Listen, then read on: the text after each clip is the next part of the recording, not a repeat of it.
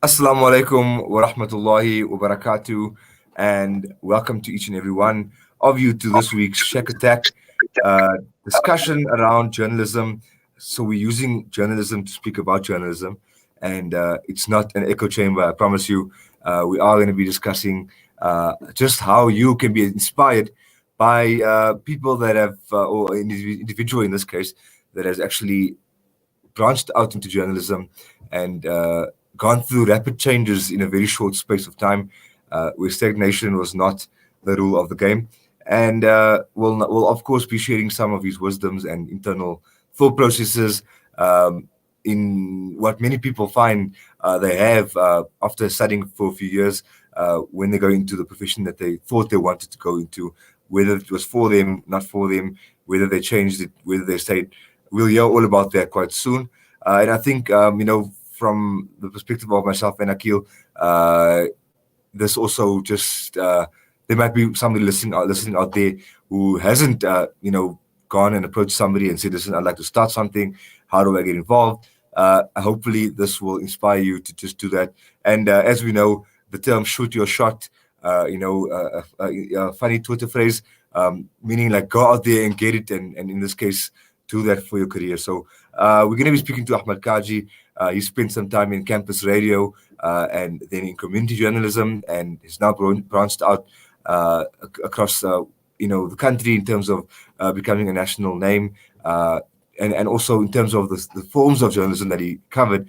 That has changed as well. So it's not like he's just a man of a specific sphere of journalism. That has changed over time. And so Aqeel and I are quite keen to speak to him, since we're looking at motivating ourselves and others through this Motivation Monday slot on Shack Attack. So yeah, without any further ado, we can actually bring Ahmed on and ensue this conversation with a journalist that has grown from strength to strength, in a short space of time. Ahmed, assalamu alaikum wa rahmatullahi wa barakatuh, and welcome to Salam Media, to Shack Attack, and to Motivational Monday with myself and Aqeel. Walaikum salam, Brother Shaqeel and Brother Aqeel. Jazakallah for having me, and Jazakallah to the listeners for welcoming me to their homes.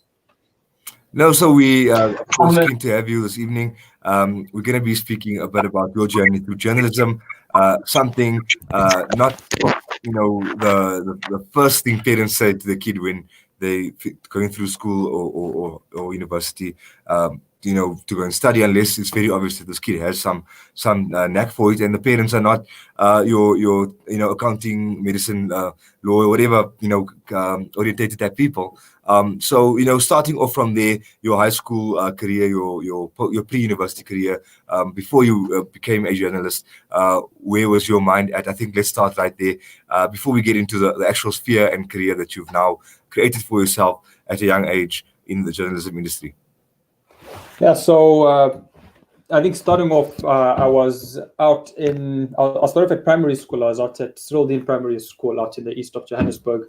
And I think I specifically remember going down to about a grade 6 or grade 7 career assembly, where everyone was more or less getting their, showcasing what they would like to do in their career.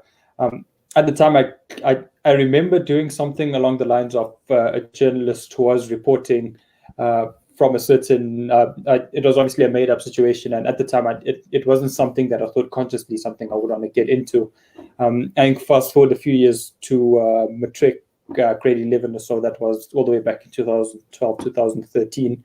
And at the time, I still wasn't particularly sure if I was going to get into journalism, if I wanted to get into journalism. It wasn't something that was at the front of the priority list. I wasn't particularly sure what I wanted to do with my life. And I think if there's something I may be able to tell the youth right now who may happen to be in grade 11, grade 10, grade 12, it's okay if you don't specifically know what you want to do.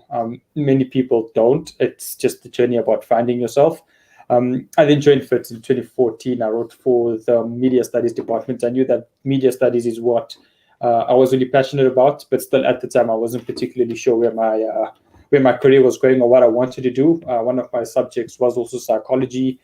So there was that idea of, look, I could go down that pattern.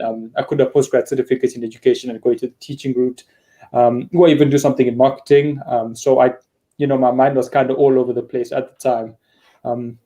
I then just thought at the beginning of 2015, let me go and join up at the campus radio station. And that's more or less how my entry into the media space went through. And I'm sure we'll touch on this a bit later on. But I think I'm just going to go back to your question, and you say, is it something that I always knew I wanted to do since high school or since primary school?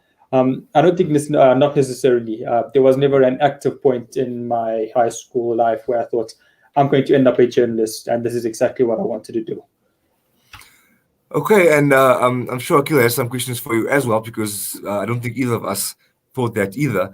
So for those of you listening, you might not know where you could be in a few years' time.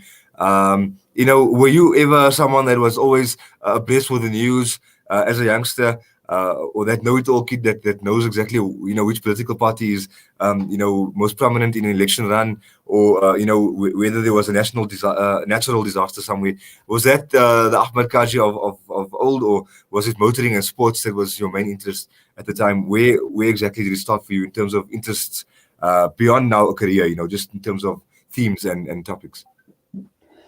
So I was generally pretty involved, or at least kept up. Was relatively informed around political news, the daily news cycle, and I think that's just because on a daily basis it was listening to Talk Radio 702 in the mornings, driving to school.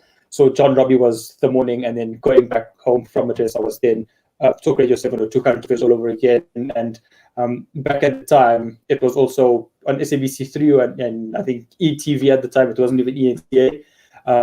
It was the 7 p.m. or 8 p.m. news bulletin. So I more or less had, daily news going through literally 80% of my day growing up, all the way from grade 1, all the way back in the early 2000s. So in terms of being in the news cycle or keeping up to date with current affairs, it wasn't something I actively did. My parents were just, Talk Radio 702 listeners. And I more or less just listened through, passively in the background. Smoke. In essence, big time secondhand smoke. It was also a situation around, it was just always also a situation around observationally learning. I think I remember going for a few of my when I went through to audition for my screen test and my voice test. Everything that I heard on Talk Radio 702, Channel Islam International, Radio Islam for the first 18 years of my life. During the first test, mic test that I did at Campus Radio in 2015, all of a sudden it literally all came running back to think, well, I'd just like to sound like what they do on radio. So in general, I was always more or less up to date with what was going on in the news cycle. I think at the time I never really understood what it all meant, but just going along the lines of, look, we know XYZ is happening, that I was generally always looking at either the news in some way or form. Quite a common story amongst a lot of successful people where it's not that they decide their passion, it's just that somehow they have certain gifts or certain talents, or they're put into certain environments. I think what then determines whether you reach kind of the level of success which you have, or which a very successful businessman or doctor, lawyer, footballer, whatever it is which you desire, is that they then have the courage to take the next steps, right? And I think often there are certain paths, especially in kind of our community or the non-white community, which are regarded as being traditional and which are regarded as being safe. And if you choose to do that and that's your passion, then fantastic, right? If you want to become a doctor, a lawyer, or accountant, then that's great. If you want to go into journalism, or if you want to drop out and start a business, that for a large part is frowned upon. Did you experience any of that in your kind of that matric period where you're deciding what to do? And what was it pushback either from your parents or from your community? Yeah, so I think thankfully, and I'm really grateful that there was never any pressure from my parents to follow a specific career path. It was never a case of, from grade 10 and grade 11, I needed to ensure, you need to get X amount of marks because my parents or my family wanted me to get into the medical fraternity or the law fraternity. And this is with all due respect to the professions themselves. In no way, or perhaps to families who would like that for their children. But yeah, speaking towards that, my parents would thankfully never pressure. They never pressured me in any way or form. They said, "Look, you're going to go into this. You're going to go into this career." And at the time, like I said earlier on, I wasn't consciously, deciding, all right, this is exactly what I want to do with my life. And to be honest, throughout my high school career, a big challenge of mine was actually wondering whether I would actually get into university. I went through some personal issues around 2012, 2011. And at the time, just getting into university was the biggest challenge. I was, all right, would I have achieved the appropriate and relevant marks to actually get into university? And it was like, let's just, cross the next bridge when we get there. Let's just enter in. So when I was thankfully accepted for my BA general degree, and I was then, entered the media studies department, I think that's when the passion really turned on to say, look, this is something I really can chase and something that is a real option. If there ever was some backlash, I think it was around 2017 or so. I was already at the campus radio for about 3 years. And at campus radio, it's volunteering all the time. So it's all your time, your energy, you're taking time away from anything else that you may be able to grow with. And it was a situation of, all right, well, I've already graduated. What exactly is the next step for me? Am I going to carry on at campus radio? I need to start earning. I need to start actually, starting a profession. And I made the conscious decision that, if by the beginning of 2018, nothing concrete comes from campus radio, I'm going to have to, more or less leave and, invest my energy somewhere else. And thankfully, Allah subhanahu wa ta'ala opened the door for me in that the internship with Eyewitness News had opened up, and that's how my career into professional journalism came through. But in terms of any pressures from the community, from my family, I think in many ways it was always a situation of what exactly a BA degree actually is. Because in many ways you can spread out into so many different directions. You could do a BA law, you could do a BA in psychology. There's like you could major in politics, international relations. There's just so many ways that you can go from a BA degree. So trying to explain to a family member or to especially to the older community, look, like I'm doing a BA general degree. It's all right, well, what are you going to be doing on a daily basis? And it's like, well, I can't really explain to you what I'm doing on a daily basis because it's not a BCom degree. I can't tell you I'm going to be going into an office from 8 to 5 and being, ensuring that marketing campaigns are going out. I'm not a lawyer who's going to be going into court every day or whatever the case is. So that was the biggest challenge, was just trying to explain to family, well, I'm doing a BA degree. I'm still kind of finding my way around. And then, yeah, in many ways, the doors, Allah subhanahu wa ta'ala made it very easy for me on that front.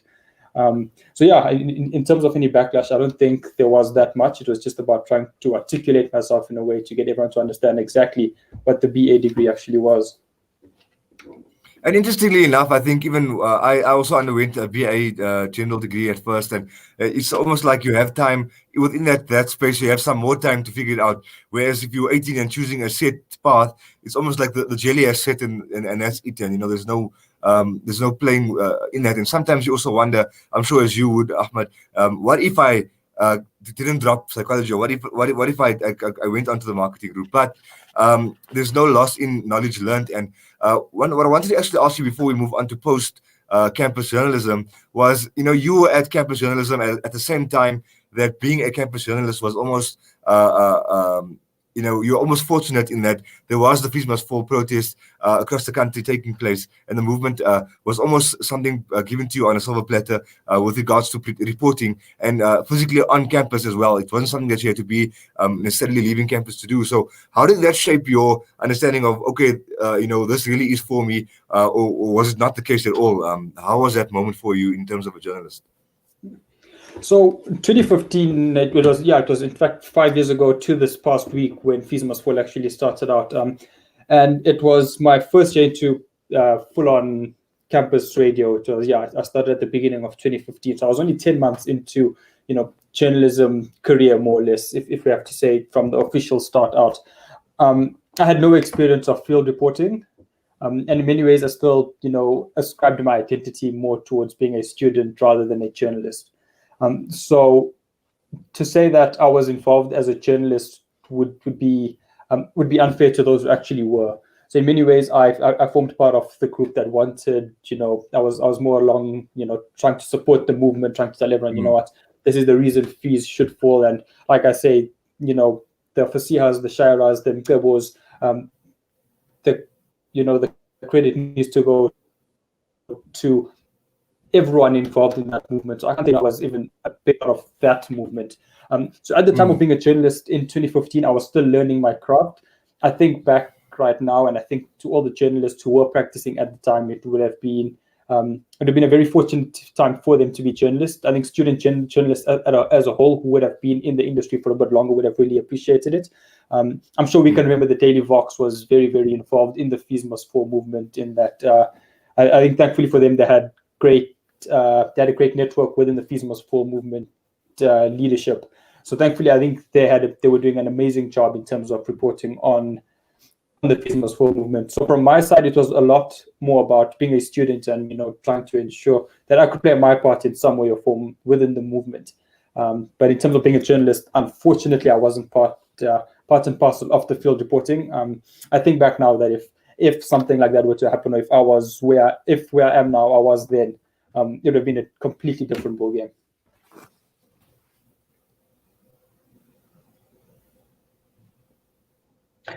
Yeah, absolutely. So I think along this journey, I think a lot of what I'm getting from your story is this concept of kind of pivoting, where you go from writing for the media studies department to doing campus radio to getting the internship to then going out and doing field work to now being in the newsroom at Newzroom Afrika. And it's an incredibly important skill, but I think it's something which for a lot of people is just incredibly intimidating. We're used to, going into the same thing, doing the same thing over and over and over again. And the concept of, trying something new, the threat of failing is really real and really pervasive. So what is it in your kind of mindset which allows or which has allowed that movement? So a big journey that I had consistently carried out was I took a step by step. So let's go into the audition and get into campus radio at first and see what journey has in store, right? I remember going in for my interview to join the news team. Say, let me join the news team and see if I can maybe divert into sports or divert into programming and become a radio presenter. That was the intention of, all right, cool. This is the medium, this is the short-term plan, and let's see where it goes from there. This was in 2015 Feb, and like Fees Must Fall had evolved. 2016, the sports reporter, the head of sports actually, the sports presenter actually had to leave. So I told him, look, why don't you transfer me over to the sports department? I have a major passion for sports, so let me give that a shot. And then we can see where the journey takes us from there. To more or less just take a bit of a sidetrack, at the time, Channel Islam International, which is just down the road from Salam Media, had called me up to say, listen, we have the Nerve Center coming up. Do you mind just coming and helping out for a few days during the Hajj days? We know you have experience within the radio. And alhamdulillah, that went through. Staying in 2016 back at campus radio, coincidentally as well, the presenter of the sports team actually needed to take leave. And they said, look, you've been at the station for the last 18 months. We need you to go on. And this is the thing about the industry is there'll always be opportunities. It's just about making yourself available as quick as possible and as fast as possible. Just prepare yourself throughout and just wait for the opportunity. And then when it presents itself, you go for it. So yeah, speaking to the baby steps, it was all right. I'll start taking on the sports show role and let's see how that goes. The presenter then had to leave completely. So it was all right, well, you're going to be presenter and producer. And then the head of, more or less the head of sport as a whole ended up leaving. So they said, all right, we need you to then just step in as the head of sport and handle the show. So it was just taking each step at a time without thinking too far and overthinking it. And all of this simultaneously, I then had started or something with Channel Islam International. And I had a bit of consistent freelance show on the channel over there. And I'm genuinely grateful to them. In many ways, all the skills I learned over there has turned me to the journalist that I am today. And I think that always can never be forgotten. So in terms of the move up then to the internship, I knew that the internship program was always around. So come through 2017, I thought, all right, let me apply for the 2018 intake. And I think I was at a position where I knew, all right, I think I'm prepared to, to move on to something bigger. There will be training. I've done quite a lot of journalism at campus radio to understand this is what's more or less needed, at least from the office point of view. Field reporting was was a completely different ballgame, but I knew this is exactly what I wanted to do. I knew I could handle what needed to be done in terms of reporting from the office. So alhamdulillah, that's how that move went. So entering into the EWN newsroom, things were great because it was 2 weeks at EWN, 2 weeks back at Voice of Voice to train the new volunteers. So it was kind of a smooth transition into the intensity that is daily news. And speaking about the challenges that it faces, that you're constantly fearing failure, because that is a very real thing. And I used to always ask actually for feedback sessions on my programs and on the shows I used to do, simply because we learn from failure more than we learn from what we're doing right. So it would always be like, I'd go to a line manager, please tell me what I'm doing right and what I should carry on doing. But more importantly, tell me exactly what I did wrong in the last month or in the last 6 weeks. So I know I need to stop doing that, and then how I can improve on that. So I used to actively seeking out failure goes such a long way in ensuring that there's growth within yourself and within the environment that you're finding yourself in. And in July this year, I went then onto Newzroom Afrika into television. I had an amazing time at campus radio. I had an amazing time at EWN. And that was both radio and radio on both platforms. And then it was a move to television. And if I tell you now, from July until October, it has been so difficult. I honestly thought it was a 3-month contract between July and the end of September. And I honestly thought they're dropping me. I thought, look, it's going to be the 30th of September. They're going to come in and say, thanks very much. We really appreciated the last 3 months that you spent with us. Unfortunately, we cannot keep you on. I honestly thought I was, really out of my depth, literally a twig in the middle of a tornado. And thankfully, they said I was handling everything just fine. And alhamdulillah, I have been extended and I will be staying there for the foreseeable future. But I think going into a place fearing failure, whoever thinks that, never think that nobody has the fear of failure. It's something I constantly fear, but I think the importance is to also go and seek it to find out where you can grow. And if you can do it while you're still in a place of employment and, in the middle of your journey, to find out how you can correct it, rather find out halfway through your journey and say, look, what am I doing wrong? And I can correct it before it's too late. So, Ahmed, you've been recently recognized by an award. Tell us a bit about that and what that does, to catapult you further, motivate you further, and for those out there that are not perhaps being recognized in similar ways, how they can perhaps still benefit from such a moment for you and for your colleagues as well, whereby people all progress, despite obviously some have to win, some have to take the step back for that time. Before we speak about maybe some highs and lows that you can actually mention from an experiential perspective before we reach closure. All right. So I think what I'll just touch on now is I think I'll just go to some of the low points in my career and then hit onto awards if you don't mind.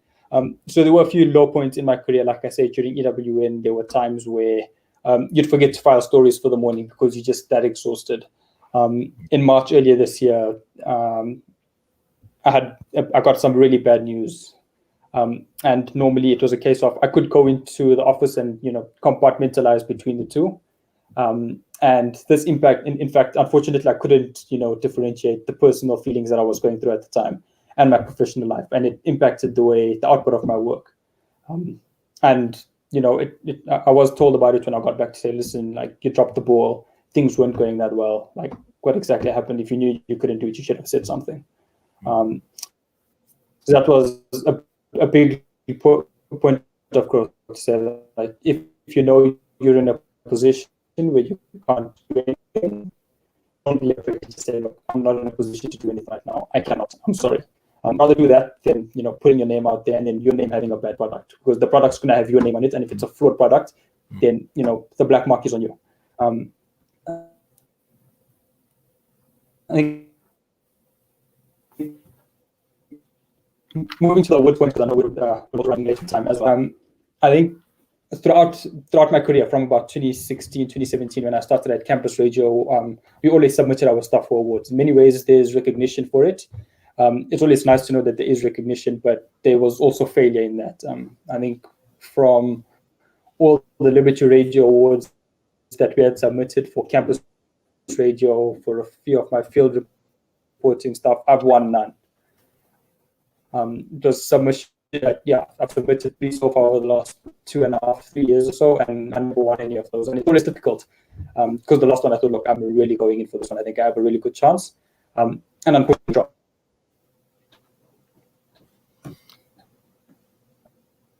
Okay, it seems like but having recognized, well, in many ways, I'm being recognized by people.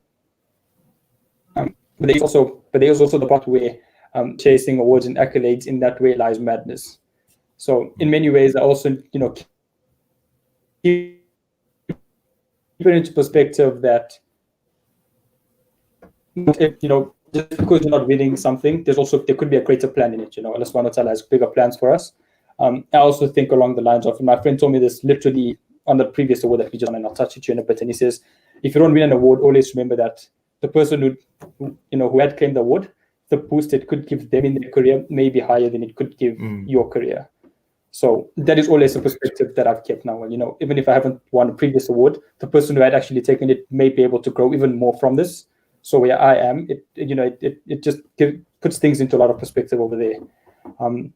I think, thankfully, I'll just take you through. The last few years have been great awards-wise, and that's just due to the fact that I tried to open my eyes up as much. So anytime an opportunity arises, someone said, listen, you need to do this piece of work, regardless of the type of job that it was, the type of story that it was, even if it wasn't linked to daily news, if it wasn't linked to sport, I had covered it through. And that was literally what the last award was about. And alhamdulillah, thankfully, this piece of work that we've done actually, thankfully, this one piece of work actually got us quite a few awards recently. So this piece was called Government of God, and it focused on the South Africa's water crisis, which was the maladministration from government, lack of accountability, misuse of funds. Obviously, there's poor rainfall in South Africa, so we are going to expect that. So alhamdulillah, the SAB media, so the SAB, South African Police, has their media awards, so that won an environmental award.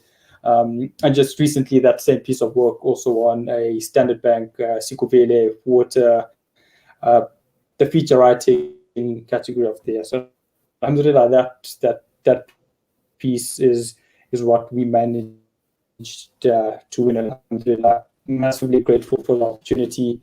It was a big piece that came through, and whoever thinks that awards come easy, there is probably, it was 4 months worth of work between April and August, and probably a stack of books and papers and Auditor General's report about that high.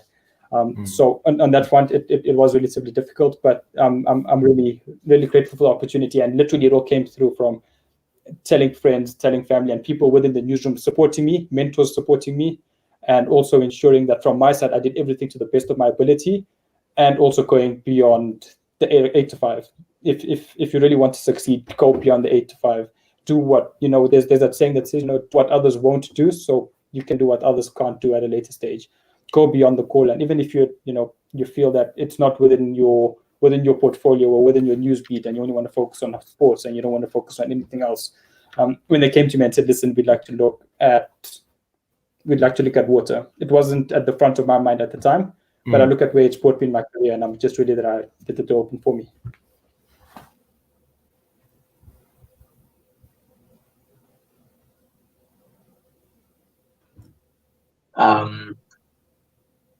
You talked about not seeking awards and not seeking accolades, because for that, in that way lies madness. I think that is an incredibly, incredibly important lesson.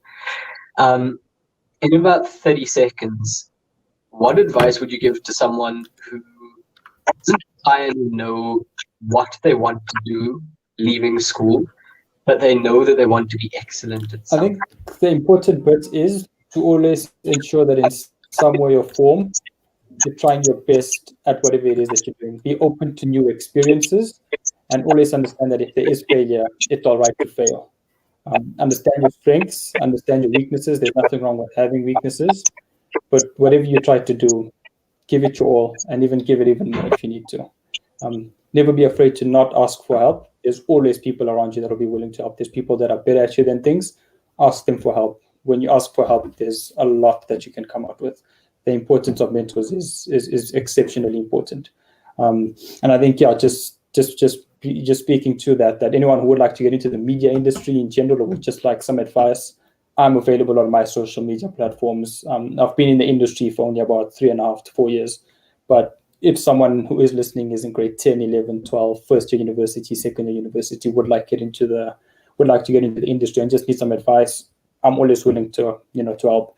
I've had that help and it's gotten me so far. I'd just like to pay it forward. It's the least I could do for someone. Okay, so with that, each of you who are interested in the industry, hit Ahmed Kajee up and stay tuned for developments in his career path as you shape and form your own. Ahmed, we appreciate your time speaking to us this evening. Time is, of course, of the essence, as you know, and we do have to move on ironically to a matriculant who is speaking to us about learning in isolation and having to go to school to write exams, and not a unique situation, of course, for many students writing prelims and finals. And as they listen to this discussion, we can now listen to them about their worries and concerns, the matriculants of 2020. Ahmed, all the best to you as you progress through Newzroom Africa for the coming years, I believe. And we continue to keep our eye on you as you keep your hand and eye on the ball. All the best to you, inshallah, and assalamu alaikum. Amin, Jazakallah, assalamu alaikum. Please stay tuned for next up. We have Adila Sarkot speaking to us about being in isolation and then taking examinations at exam halls during Matric 2020. Not the first of our Matric 2020 discussions that we'll be having, but definitely, well, it is the first, but not the last. So please stay tuned after the break.